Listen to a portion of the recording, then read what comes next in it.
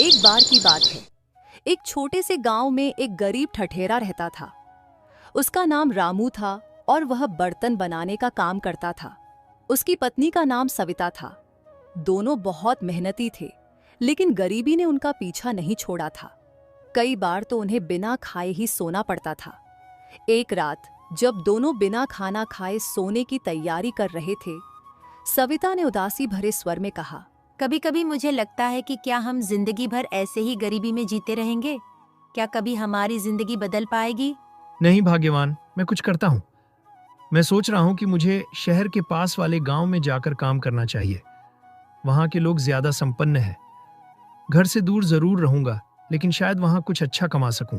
अगले ही दिन रामू अपने छोटे से गठरी में कुछ जरूरी सामान लेकर पास के गांव की ओर चल पड़ा। जब वह उस गांव में पहुंचा तो देखा कि वहां पहले से ही बहुत सारे ठठेरे हैं जो बर्तन बनाने का काम कर रहे हैं।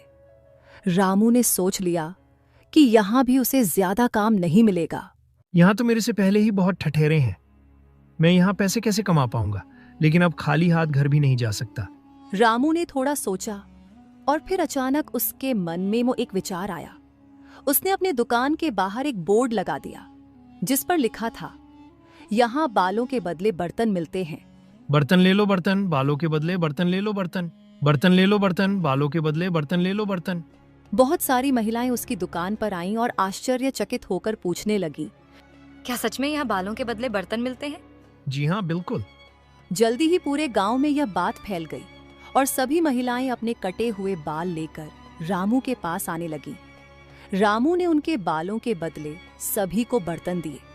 इसके बाद रामू उन बालों को लेकर एक शहर की दुकान पर गया जहां बालों से विग बनाई जाती थी। वहां जाकर रामू ने सारे बाल बेच दिए और बदले में उसे एक चांदी का सिक्का मिला। वह बहुत खुश हुआ। आज तो बहुत अच्छी कमाई हुई है। अगर रोज ऐसी कमाई हो जाए तो बहुत जल्दी मैं एक गाय या भैंस भी खरीद सकूंगा। कुछ ही दिनों में रामू ने 5 सोने के सिक्के जमा कर लिए और 3 सिक्कों से एक भैंस खरीद ली। वह भैंस को लेकर जंगल के रास्ते अपने गांव लौट रहा था।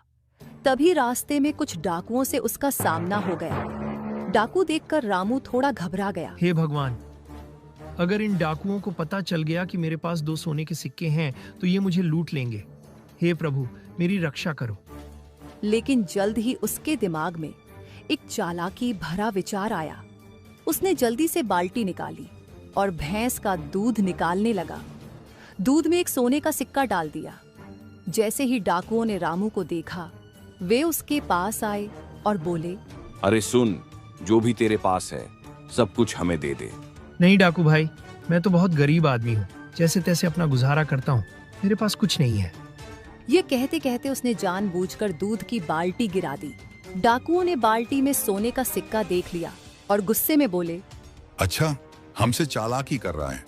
तेरे पास सोने का सिक्का है और तू कहता है कि तू गरीब है। नहीं भाई, आप गलत समझ रहे हैं। मैं आपको पूरी बात बताता हूँ। मुझे एक बहुत पहुंचे हुए बाबा मिले थे। मैंने उनकी बहुत सेवा की। उन्होंने ही मुझे प्रसन्न होकर आज ही ये भैंस दी और कहा है कि इसकी सेवा करना। ये रोज दूध में सोने का सिक्का देगी। और फिर पता नहीं वो महात्मा जी कहाँ चले गए। डाकू यह सुनकर चकित हो गए। क्या? सोने के सिक्के देने वाली भैंस? वाह, इतनी अच्छी भैंस तो फिर हमें दे दे। नहीं भाई, मैं बहुत गरीब आदमी हूँ। अगर आप मेरी भैंस ले जाओगे तो मैं कैसे गुजारा करूंगा? किसी का सिर फोड़ा, किसी का हाथ टूटा, लेकिन आज तक जग्गा डाकू ने किसी गरीब को नहीं लूटा। सुन मुसाफिर, तू ये अपनी भैंस हमें दे दे। हम तुझे इसके बदले 50 सोने के सिक्के देंगे। रामू की तरकीब काम कर गई थी, इसलिए उसने चुपचाप हामी भर दी। डाकुओं ने उसे 50 सोने के सिक्के दिए और भैंस को लेकर चल दिए।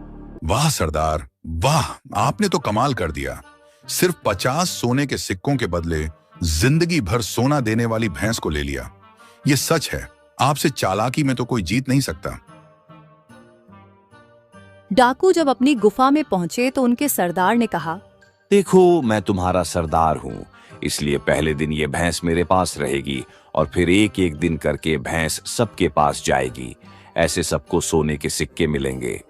बाकी डाकू भी सरदार की बात मान लेते हैं।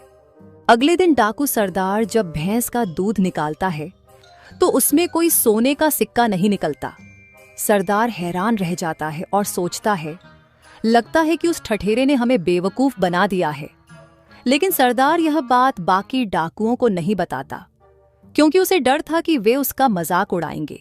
कुछ देर बाद दूसरा डाकू सरदार के पास आता है और कहता है, सरदार, तुम्हारा दिन हो गया, अब मेरी बारी है। कितने सोने के सिक्के मिले तुम्हें? अगर मैंने बता दिया कि कोई सोने का सिक्का नहीं निकला तो ये सब मेरा मजाक उड़ाएंगे। अरे इतनी भी क्या जल्दी है, आज तो भैंस रखने की बारी तुम्हारी है। देख लेना, कल तक तुम्हें भी पता चल जाएगा। दूसरा डाकू ये सुनकर खुश हो जाता है और भैंस को लेकर चला जाता है। लेकिन अगले दिन जब उसने भी भैंस का दूध निकाला तो उसमें कोई सोने का सिक्का नहीं निकला। अब उसे भी समझ में आ गया कि ठठेरे ने उन्हें धोखा दिया है। वह गुस्से में सरदार के पास जाता है और कहता है, सरदार, ठठेरे ने हमें बेवकूफ बना दिया है। इस भैंस से कोई सोने का सिक्का नहीं निकलता। अब तीसरे डाकू ने भी भैंस को रखा और वही हाल हुआ। सभी डाकुओं को समझ में आ गया कि रामू ने उन्हें मूर्ख बनाया था। इस ठठेरे की इतनी हिम्मत कि उसने हमें बेवकूफ बनाया, जग्गा डाकू को बेवकूफ बनाया। लगता है जीने से मन भर गया है उसका। डाकू भैंस को लेकर रामू के गांव की तरफ चल पड़े। उधर रामू ने अपने 50 सोने के सिक्कों से गांव में एक सब्जी की दुकान खोल ली थी कि तभी डाकू उसे ढूंढते हुए गांव आ गए। रामू दूर से ही डाकुओं को देख लेता है और जल्दी से घर पहुंचकर अपनी पत्नी सीता को समझा देता है। देखो, कुछ डाकू मुझे ढूंढते हुए आ रहे हैं, तुम बस वही कहना जो मैं तुमसे कहूं। और घर के पास ही एक पेड़ के पीछे छिप जाता है।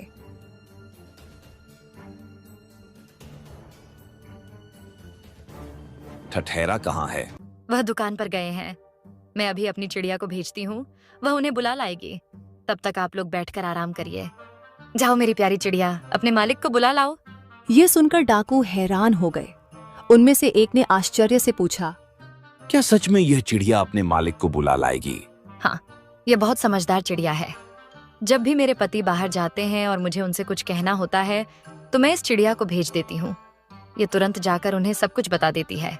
डाकू सोचने लगे कि यह चमत्कारी चिड़िया कितनी खास होगी। तभी रामू पेड़ के पीछे से निकलकर वहां आ गया और हंसते हुए बोला, अरे डाकू भाइयों, आप यहाँ आए हो। चिड़िया ने मुझे बताया कि कुछ लोग मुझसे मिलने आए हैं। ठठेरे, तूने हमें बेवकूफ बनाया। तूने हमें जो भैंस दी थी उसने एक भी सोने का सिक्का नहीं दिया। अरे भाई, मैंने तो वही कहा था जो उस महात्मा ने मुझे बताया था। उन्होंने कहा था कि भैंस की खूब सेवा और प्यार करना, तभी वह सोने का सिक्का देगी। क्या तुमने भैंस की सेवा की? अरे हाँ, हमने तो बस सोने के सिक्के के चक्कर में इसका दूध निकाला, लेकिन इसकी कोई सेवा नहीं की। सरदार ने ठठेरे की बात मानी और कहा, ठीक है, ये भैंस तो तुम ही रखो और तुम ही इसकी सेवा करो, लेकिन हमें तुम्हारी चिड़िया चाहिए। नहीं मालिक, ये चिड़िया हमारे परिवार का हिस्सा है, इसे मैं नहीं दे सकता। अगर तुम हमें यह चिड़िया दे दो तो हम तुम्हें इसके बदले 20 सोने के सिक्के और देंगे, और अगर नहीं दी तो इसका अंजाम बहुत बुरा होगा। रामू ने घबराते हुए बिना ज्यादा सोचे हामी भर दी और 20 सोने के सिक्कों के बदले डाकुओं को अपनी चिड़िया दे दी। डाकू चिड़िया लेकर खुशी खुशी वापस अपने अड्डे पर चले गए। डाकुओं का सरदार चिड़िया को पकड़कर अपने घर ले जाता है। डाकू बहुत खुश होते हैं कि उन्हें एक तेज और बोलने वाली चिड़िया मिल गई है। सरदार अपने बेटे से कहता है, बेटा, मैं बाहर जा रहा हूँ। अगर तुम्हें कोई जरूरत हो या मुझसे कोई काम हो तो तुम इस टोनी चिड़िया से कह देना, ये मुझे जाकर संदेशा दे देगी। जी पिताजी। सरदार डाकू के चले जाने के बाद कोई व्यक्ति आता है और सरदार से मिलने की बात करता है। तब डाकू का बेटा चिड़िया से कहता है, जाओ, जाकर पिताजी को संदेश दो कि उनसे कोई मिलने आया है। चिड़िया उड़कर चली जाती है, लेकिन उड़कर फिर से ठठेरे के घर ही पहुंच जाती है। शाम को जब डाकू घर लौटता है तो उसे पता चलता है कि चिड़िया कहीं उड़ गई है। वह तुरंत समझ जाता है कि चिड़िया कहाँ जा सकती है। डाकू फौरन ठठेरे के घर जाता है और देखता है कि चिड़िया वहीं पर थी। तब डाकू गुस्से में पूछता है, ये चिड़िया तुम्हारे पास क्यों आ गई? माफ करना डाकू भाई, हमने इसे अपने परिवार के सदस्य की तरह पाला है। इसका हमसे बहुत गहरा प्यार है। धीरे धीरे ये आपको भी अपना मालिक मान लेगी, लेकिन इसमें थोड़ा समय लगेगा। इस बार ये मेरे पास आ गई, अगली बार नहीं आएगी। डाकू फिर से चिड़िया को लेकर चला जाता है, लेकिन अब जब भी चिड़िया को मौका मिलता है वह उड़कर बार बार ठठेरे के पास आ जाती है। इससे डाकू की समझ में आ जाता है कि ठठेरे ने फिर से उसे बेवकूफ बनाया है। वह गुस्से में आ जाता है। इस ठठेरे को मजा चखाना ही पड़ेगा। इस बार हम इसे ऐसी सजा देंगे जो इसे जिंदगी भर याद रहेगी कि डाकुओं से पंगा लेने का क्या अंजाम होता है। डाकू गुस्से में रामू के घर पहुंच गए। रामू ने एक बार फिर उन्हें बेवकूफ बनाने की कोशिश की, पर इस बार डाकुओं ने उसकी एक भी बात नहीं सुनी। वे उसे पकड़कर एक बोरी में बंद कर लेते हैं और बोरी में भरकर अपने साथ जंगल की ओर चल पड़ते हैं। जंगल के रास्ते में एक डाकू ने थकावट भरी आवाज में कहा, सरदार, बहुत थक गया हूँ। लगता है रामू ने खूब खाया है, तभी तो इतना मोटा हो गया है। क्यों ना पास वाली गुफा में थोड़ी देर आराम कर लें। तुम सही कह रहे हो, मैं भी थक गया हूँ। चलो इसे यहीं छोड़ दो और गुफा में चलकर थोड़ी देर आराम करते हैं। डाकू रामू को उसी बोरी में छोड़कर गुफा की ओर चल दिए। उसी समय एक गांव वाला अपने भैंसों के साथ वहां से गुजर रहा था। जैसे ही रामू को भैंसों की आवाज सुनाई दी, वह बोरी के अंदर से चिल्लाने लगा, कोई मुझे बचाओ, कोई मुझे बचाओ, मैं इस बोरी के अंदर बंद हूँ। कोई मुझे बचाओ, कोई मुझे बचाओ, मैं इस बोरी के अंदर बंद हूँ। गांव वाले ने रामू की आवाज सुनी और तुरंत बोरी खोलकर रामू को बाहर निकाला और हैरानी से पूछने लगा, अरे भाई, तुम इस बोरी में कैसे चले गए? रामू ने उसे पूरी कहानी बताई कि कैसे डाकू उसे मारने के लिए ले जा रहे थे। फिर रामू ने गांव वाले को एक योजना बताई। वे दोनों मिलकर बोरी में पत्थर भर देते हैं और गांव वाला वहां से भागने की तैयारी करने लगता है। थोड़ी देर बाद डाकू गुफा से बाहर आकर बोरी को उठाते हैं। उन्हें अंदाजा नहीं होता कि रामू की जगह अब बोरी में पत्थर भरे हैं। डाकू बोरी को उठाकर एक दलदल में फेंक देते हैं और हंसते हुए कहते हैं, लो, ठठेरे का काम खत्म हुआ। आज तक इस दलदल से कोई बाहर नहीं निकला। डाकू खुशी खुशी वापस जाने लगे, लेकिन थोड़ी दूर चलते ही उन्हें रास्ते में फिर से रामू मिलता है। रामू को देखकर वे हैरान हो जाते हैं और चिल्लाते हैं, अरे, तुम्हें तो हमने दलदल में फेंक दिया था, फिर तुम यहाँ कैसे आए? अरे मालिक, आपकी वजह से मेरा जीवन बदल गया। जब मैं दलदल में डूबा तो मुझे नीचे महात्मा की गुफा मिली। वहां महात्मा तपस्या कर रहे थे। उन्होंने मुझे एक सोने का बर्तन दिया और कहा कि इस बर्तन से तुम जितने चाहो सोने के सिक्के निकाल सकते हो। ये कभी खत्म नहीं होगा। लेकिन दिक्कत यह है कि मैं तो दलदल से बाहर आ गया, पर वह बर्तन वहीं रह गया। इसलिए मैं इन भैंसों को लेकर जा रहा हूं ताकि उसे बाहर निकाल सकूं। डाकू यह सुनकर लालच में आ गए। सरदार ने कहा, लगता है तुम इतनी आसानी से नहीं मरोगे। तू उस बर्तन को भूल जा और हमें बता, वह बर्तन कहाँ है? हम जाकर उसे निकाल लेंगे। रामू बड़ी चालाकी से डाकुओं को दलदल की तरफ ले जाने लगता है। इस दलदल के बिल्कुल बीच में ही मैंने उन महात्मा से मुलाकात की थी। वहीं पर वह सोने का बर्तन भी है। लालच में अंधे सारे डाकू दलदल में कूद पड़े और कुछ ही देर में दलदल में फंस गए। वे जितना बाहर निकलने की कोशिश करते, उतना ही अंदर धंसते चले गए। उसी समय गांव का वही आदमी सिपाहियों को लेकर वहां पहुंच जाता है। सरदार और बाकी सभी डाकू दलदल में फंसे हुए ही थे, इसलिए सिपाहियों ने उन्हें बड़ी आसानी से पकड़ लिया। सिपाहियों का सेनापति रामू के पास आता है और जोर से कहता है, वाह रामू, वाह! तुमने अपनी बुद्धिमानी और चालाकी से इतने खतरनाक डाकुओं को आसानी से पकड़वा दिया। तुम्हारी समझदारी ने न सिर्फ तुम्हारी जान बचाई, बल्कि उन डाकुओं को भी पकड़वाया जो सालों से राज्य में आतंक मचाए हुए थे। ये वही डाकू हैं जिन्होंने राज्य में बहुत सारे लोगों को लूटा था और इनके सिर पर 500 सोने के सिक्कों का इनाम रखा गया था। क्या 500 सिक्के? इससे तो मेरे जीवन भर की गरीबी दूर हो जाएगी। सेनापति रामू को 500 सोने के सिक्के थमाते हुए गर्व से कहता है, तुम्हारी बहादुरी और होशियारी के लिए ये इनाम। रामू, तुमने सच में कमाल कर दिखाया। इस कहानी से हमें यह सीख मिलती है कि चाहे कितनी भी विपरीत परिस्थितियां क्यों न हो, हमें घबराने की बजाय समझदारी और धैर्य से काम लेना चाहिए, और यह भी कि लालच का अंजाम हमेशा बुरा ही होता है। एक गांव में एक लड़का रहता था जिसका नाम रौनक था। रौनक बहुत समझदार था। लेकिन उसका मन हमेशा अपने दादाजी के जादू के ख्यालों में खोया रहता था। उसके दादाजी गांव के सबसे बड़े जादूगर थे और रौनक को लगता था कि उसकी जिंदगी में भी कोई ना कोई जादू जरूर होगा। रौनक अपनी माँ के साथ रहता था, जो बहुत मेहनत से घर का खर्च चलाती थी। वह चाहती थी कि रौनक भी कुछ काम करे, लेकिन रौनक का ध्यान हमेशा जादू और सपनों में ही लगा रहता। अरे निकम्मे, पूरे दिन घर पर पड़े रहते हो, ना खेत में जाते हो, ना दुकान पर हाथ बटाते हो। क्या सारा दिन ऐसे ही पड़ा रहेगा?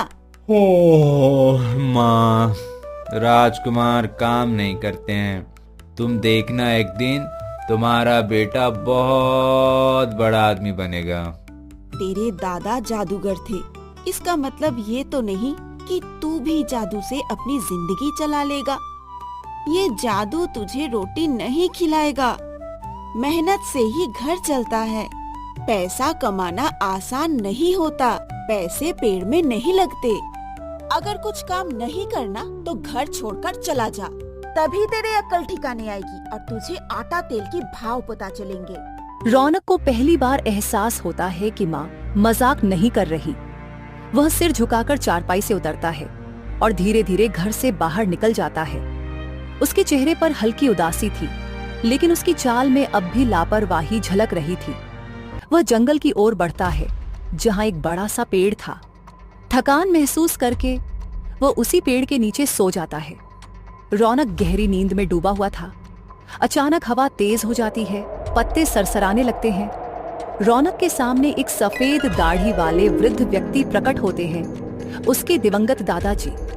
उनके कपड़े पुराने जमाने के जादूगरों जैसे थे और उनकी आंखों में एक चमक थी। रौनक, जागो मेरे पोते, तुम्हारे जीवन के बुरे दिन खत्म हुए। अब तुम्हारे सपनों के सच होने का समय आ गया है। दादाजी, आप सच में मेरे सामने हैं? हाँ मेरे बच्चे, और मैं तुम्हें एक रहस्य बताने आया हूँ। तुम जिस पेड़ के नीचे सो रहे हो, उसके नीचे एक जादुई बक्सा दबा हुआ है, जिसमें मेरी जादू की 3 सबसे खास चीजें हैं। लेकिन दादाजी, सबसे पहले तो मुझे बहुत जोर की भूख लगी है। अरे बच्चे, इस पेड़ पे इतनी बेरीज लगी हुई हैं, वो खा लो। लेकिन दादाजी, बेरीज तो बहुत ऊपर हैं, मैं उसे कैसे तोड़ूंगा? रौनक, ये एक जादुई पेड़ है। अगर तुम इसका एक पत्ता खा लोगे तो बंदर बन जाओगे। फिर तुम आसानी से पेड़ पर चढ़ पाओगे, और जब तुम्हें वापस इंसान बनना हो तो इस पेड़ के पास लगे घास को सूंघ लेना, तो वापस इंसान बन जाओगे। तभी रौनक खुश होकर दादाजी के कहे अनुसार करने लगा। पहले वह पेड़ का पत्ता खाता है और बंदर बन जाता है। फिर पेड़ पर चढ़कर खूब बेरियां खाता है। इसके बाद वह घास को सूंघता है और वापस इंसान बन जाता है। फिर झटपट मिट्टी खोदना शुरू करता है। मिट्टी धीरे धीरे हटती जाती है और उसे एक पुराना लकड़ी का बॉक्स मिलता है। वह उसे झाड़ पोंछकर खोलता है। बॉक्स के अंदर से एक डंडा, एक बर्तन और एक खास कोट निकलता है। उसकी आंखें चमक उठती हैं। जब तक तुम्हारे पास ये 3 चीजें रहेंगी, तब तक तुम्हारा कोई कुछ नहीं कर सकेगा। दादाजी रौनक को तीनों चीजों की खासियत बताते हैं और फिर गायब हो जाते हैं। रौनक खुश होते हुए बक्से को एक तरफ रखता है और बक्से में से जादुई बर्तन निकालता है। माँ, ये देखो, मुझे जादुई बर्तन मिला है। इससे जो चाहो बना सकते हो। माँ उसकी ओर देखती है। पहले तो उसे लगता है कि रौनक कोई नई शरारत करने वाला है, लेकिन फिर वह हंसते हुए कहती है, अच्छा तो ठीक है, अगर तेरा ये बर्तन सच में जादुई है तो इसमें रसमलाई और पनीर पकौड़े बनाकर दिखा। ऐ मेरे जादुई बर्तन, हमारे लिए पनीर पकौड़े और रसमलाई बना। अचानक बर्तन से मीठी मीठी खुशबू उठती है और देखते ही देखते उसमें से ताजा रसमलाई निकल आती है और फिर पनीर पकौड़े। माँ आश्चर्य हो जाती है। दोनों माँ बेटे पेट भर के खाना खाते हैं। लेकिन एक बदमाश व्यक्ति नटवरलाल चुपचाप यह सब देख रहा होता है। वह मन ही मन बर्तन को चुराने की योजना बनाने लगता है। ये जादुई बर्तन इसे कहाँ से मिल गया? ये तो हमारे पास होना चाहिए था। एक दिन रात का समय, रौनक और उसकी मां गहरी नींद में सो रहे थे। तभी नटवरलाल दबे पांव घर में घुसता है। वह सावधानी से इधर उधर देखता है और धीरे से जादुई बर्तन उठा लेता है। सुबह होते ही रौनक की आंख खुलती है और वह देखता है कि बर्तन गायब है। हाय, हम तो बर्बाद हो गए। हमारा जादुई बर्तन ले गया कोई नालायक चोर। हाय हाय। वह बक्से में से अपना जादुई डंडा उठाता है और उसे आसमान की ओर घुमाकर बोलता है, माँ आप चिंता मत करो, ये जिसकी भी करतूत है वो मुझसे छूट नहीं सकता। जाओ मेरे जादुई डंडे, जिसने भी मेरा बर्तन चुराया है उसे ढूंढ कर लाओ और उसे ऐसा सबक सिखाओ कि वो दोबारा चोरी करने की हिम्मत भी ना कर सके। डंडा हवा में घूमता है और नटवरलाल के घर की ओर उड़ जाता है। वहां पहुंचकर वह नटवरलाल को जोर जोर से पीटने लगता है। नटवरलाल दर्द से चिल्लाता है और जल्दी से बर्तन लौटाने की कोशिश करता है। माफ कर दो रौनक भैया, माफ कर दो। मुझसे बहुत बड़ी गलती हो गई है रौनक भैया। अब मैं कभी चोरी नहीं करूंगा। माफ कर दो रौनक भैया, माफ कर दो। नटवरलाल, तुम्हें तुम्हारे किए की सजा मिल चुकी है, लेकिन याद रहे आज के बाद तुम कभी चोरी नहीं करोगे। जान है तो जहान है भैया, अब चाहे कुछ भी हो जाए मैं कभी चोरी नहीं करूंगा। गांव वाले हंसने लगते हैं और रौनक की तारीफ करने लगते हैं। अब वह गांव में और भी प्रसिद्ध हो चुका था, लेकिन उसकी किस्मत में अभी और बड़े कारनामे लिखे थे। अगले दिन राजमहल से सैनिकों की टुकड़ी निकलती है और दरबारी राज्य में घोषणा करता है, सुनो सुनो, राजकुमारी खुशबू की सवारी आ रही है। सब अपने अपने घर में चले जाएं। जिस किसी ने भी राजकुमारी को देखने की कोशिश की उसे तुरंत मृत्यु दंड दिया जाएगा। अरे भागो भागो, राजकुमारी की सवारी आ रही है। हर कोई डरकर भाग रहा था, सिवाय एक के, रौनक। रौनक ये सब सुनता है। रौनक ने सुना था कि राजकुमारी जितनी घमंडी है उतनी सुंदर भी है, लेकिन उसने कभी राजकुमारी को देखा नहीं था। तभी उसके मन में राजकुमारी को देखने का ख्याल आता है। वो घर जाकर अपने बक्से में से जादुई कोट निकालता है, जिसे पहनते ही वह अदृश्य हो जाता है। कोट पहनते ही वह हवा में घुल जाता है और अदृश्य होकर राजकुमारी को देख लेता है और उसे पसंद करने लगता है। हे भगवान, ये कितनी सुंदर है, पर काश ये घमंडी ना होती तो कितना अच्छा होता। वो चुपके से राजकुमारी के गले का हार निकाल लेता है और उसे लेकर घर चला जाता है। रौनक अपने घर आने पर अपनी माँ को सब बताता है। माँ, तुम्हें तुम्हारी बहू मिल गई है, राजकुमारी खुशबू। मैं उससे शादी करूंगा। तेरा दिमाग खराब हो गया है क्या? वो बहुत ही घमंडी है। उसे अपने पैसे और रुतबे का घमंड है।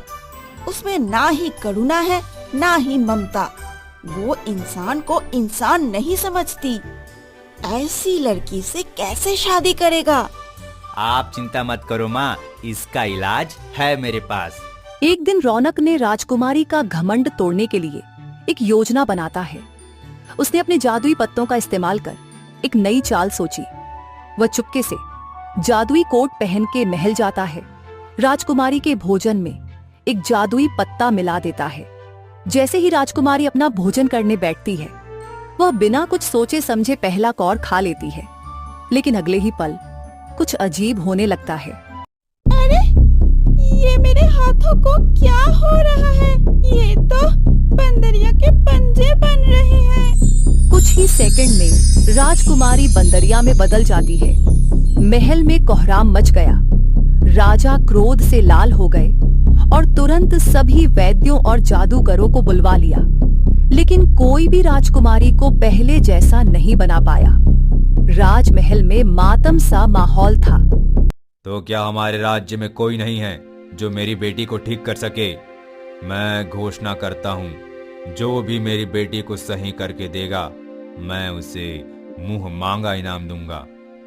महाराज, अगर आप आज्ञा दे तो मैं राजकुमारी को पहले जैसे कर सकता हूँ। क्या ये सच है? लेकिन तुम ये कैसे करोगे?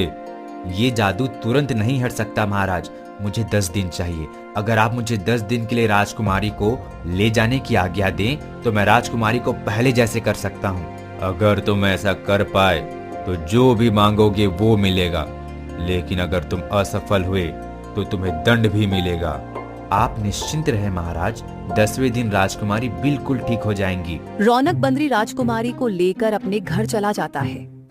रात को खाने के लिए राजकुमारी को साधारण खाना देता है, मगर बंदरी खाने से मुंह मोड़ लेती है। मैं कोई राजा नहीं हूँ, हम साधारण लोगों के घर 10 पकवान नहीं बनते हैं। जो होता है वही खाना होता है और तुम्हें भी यही खाना होगा। पहले तो बंदरी राजकुमारी नखरे करती है, लेकिन कुछ देर बाद जब भूख लगती है तो वह खाना खा लेती है। फिर रात को वह राजकुमारी के सोने के लिए जमीन पर कपड़ा बिछा देता है। बंदरी राजकुमारी बिस्तर देखकर गुस्सा करती है। राजकुमारी जी, अब आपको यहीं सोना होगा। मखमली आरामदायक बिस्तर तो राजमहल में होते हैं, यहाँ तो जमीन पर ही सोना पड़ता है। पहले तो राजकुमारी उस बिस्तर पर नहीं बैठती, पर फिर थककर मान जाती है। तब राजकुमारी को समझ आता है कि आम जनता के जीवन में कितना संघर्ष होता है। धीरे धीरे दिन निकलते जाते हैं और राजकुमारी भी आम इंसान की तरह रहना सीख जाती है और उनकी तकलीफें भी समझने लगती हैं। और 10वें दिन, राजकुमारी, मैं आपके लिए जादुई बूटी लाया हूँ। यदि आप पवित्र मन से अपनी सारी बुराइयों को छोड़ने के संकल्प के साथ इसे सूंघेंगी तो आप फिर से राजकुमारी बन जाएंगी। जैसे ही वह राजकुमारी को यह सूंघाता है, जादू काम करने लगता है। धीरे धीरे राजकुमारी का शरीर फिर से इंसानी रूप में बदलने लगता है। उसकी पूंछ गायब हो जाती है, हाथ फिर से कोमल हो जाते हैं और उसकी बड़ी चमकती आंखें वापस लौट आती हैं। रौनक राजकुमारी को लेकर राजा के महल में जाता है। अद्भुत, ये तो किसी चमत्कार से कम नहीं। अब बताओ तुम्हें क्या इनाम चाहिए? जो भी मांगो तुम्हें जरूर मिलेगा। गुस्ताखी माफ महाराज, आपने मुंह मांगा इनाम मांगने को कहा है तो आपसे राजकुमारी का हाथ मांगना चाहता हूँ। अगर राजकुमारी की भी यही इच्छा हो तो। मुझे कोई इनाम नहीं चाहिए। रौनक ने मेरी पूरी जिंदगी बदल दी। मैं बस रौनक से शादी करना चाहती हूँ। पूरा दरबार चौंक जाता है, लेकिन राजा अपनी बेटी की आंखों में सच्ची खुशी देख सकते थे। मंत्री जी, हमारी पुत्री और रौनक की विवाह की तैयारी शुरू की जाए। महल में शाही शहनाइयां बजने लगती हैं। पूरे राज्य में जश्न का माहौल था। रौनक राजकुमारी को लेकर राजा के महल में चला जाता है और बहुत धूमधाम से राजकुमारी और रौनक का विवाह हो जाता है। रौनक की माँ आंसू भरी आंखों से यह सब देख रही होती है। देखो माँ, ले आया तुम्हारी बहू। मेरा बेटा आखिरकार राजकुमार बन ही गया। फिर रौनक भी राजकुमार बन जाता है और खुशी खुशी राजकुमारी के साथ रहने लगता है।